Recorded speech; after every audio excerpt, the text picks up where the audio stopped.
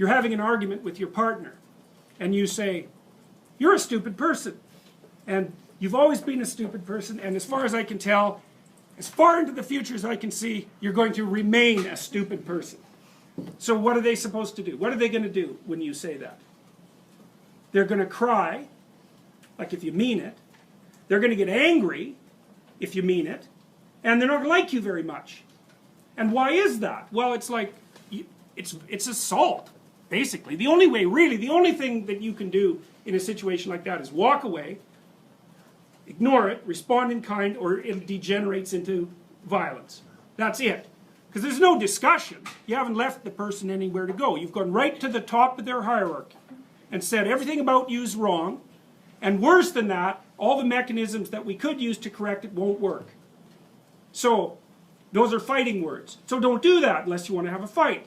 So then you might say, well, what would you do instead? And the answer is, deliver the least amount of information you possibly can. And so let's say you come home and your person is watching TV, and you're kind of hoping they'd greet you at the door.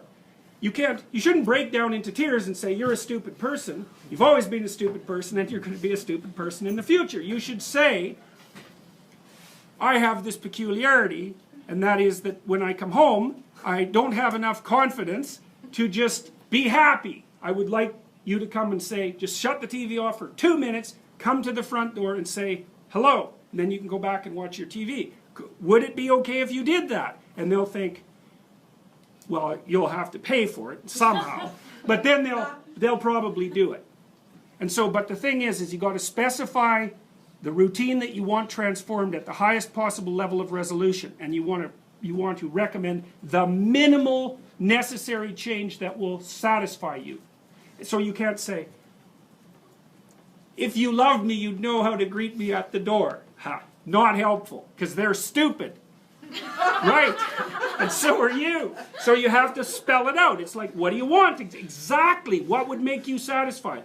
And then you have to have your person, like, grudgingly practice that a few times, and you have to let them do it very badly and also in a bad temper, and then you have to reward them for it, and then maybe 3 months later they'll do it properly.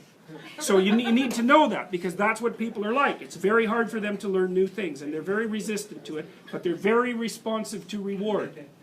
So another thing, this is partly what B.F. Skinner figured out. So when he was training rats, and he wanted the rat to do something, one of the things he would do is maybe he was going to train the rat to climb a little ladder. And I mean, he could get rats to climb ladders and then climb across like the little monkey bars and then spin around 3 times and then, you know, whack a ball and then eat something. Like, he got incredibly complex behavior out of rats. And the way he did that was patience. So he put the ladder in the cage and the rat would just run around doing rat things, and then it would put its hand on the first rung. And Skinner would give it a pellet. And so he did, you know, after even once, the rat's going to be like, stand in the immediate vicinity of the ladder, and then the frequency with which it's going to go like this is just increased. So then it does it again, bang, pellet. Well, soon the rat is just going like this, right? So then you wait until the rat tries the other hand. So you give it a pellet then. Well, then it's going like this. And then, because it's going to get bored, it'll go like this. It'll hit the next stair. Bang, you give it a pellet. Soon the rat's climbing and doing all the little things you want it to do. Now, the problem with that is you have to be patient. You have to wait till the rat does what you want. Okay, that's more relationship advice. Wait till the rat does what you want, and then reward it. And it's unbelievably useful. It's also extraordinarily positive. I mean, I'm being, you know, comical insofar as I can manage that about the situation. But people love reward, and they love attention. People love attention more than anything else. And so, if you watch through the day, and when your partner does something that's good, say, man, that was good, or something like that. You can be inventive, and then they'll do it more. And if you do that a whole bunch, like for a year, they'll be doing things that are good for you just all the time. But you have to be patient, which is very annoying, and you have to suppress your response to only respond to negative things. You know, because what we know about the expectancy models is that a deviation from expectation produces a burst of negative emotions. You know, so you come home and the whole house is clean, but there's like, I don't know,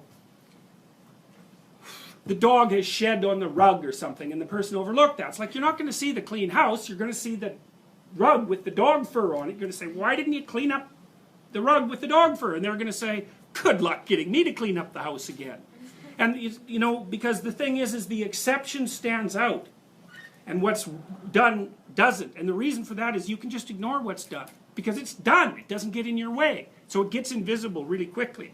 So you really got to watch that tendency. One of the things Nietzsche said was that if you really want to punish someone, you don't punish them when they do something wrong.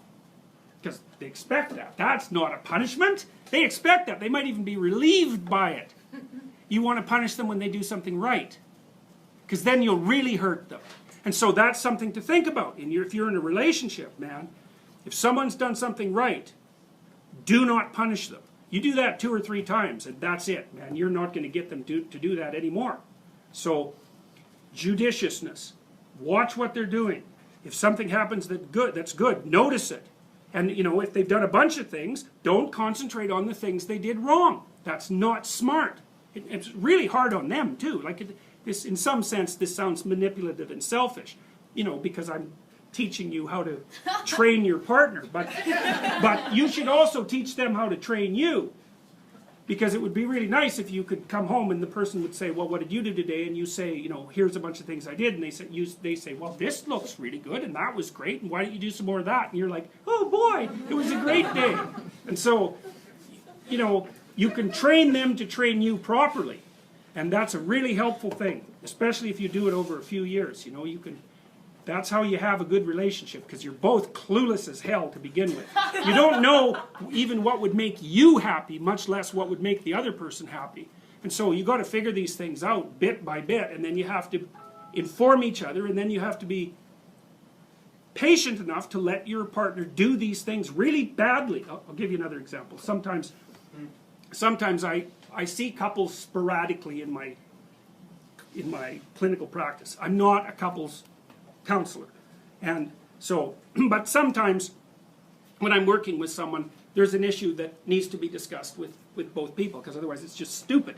And one of the things I often recommend to people, especially once they have kids, is that they set aside, to use an anachronistic phrase, date nights. Well, everyone hates that idea. It's like they say, well, you know, they'll just say I'm not doing that. That would be one objection. We're just not doing that. You know, that's what we did before we got married. They'll say, well, my partner would never go for that. They've got a bunch of excuses why that isn't going to work. And so I've heard all those excuses. I know all of them.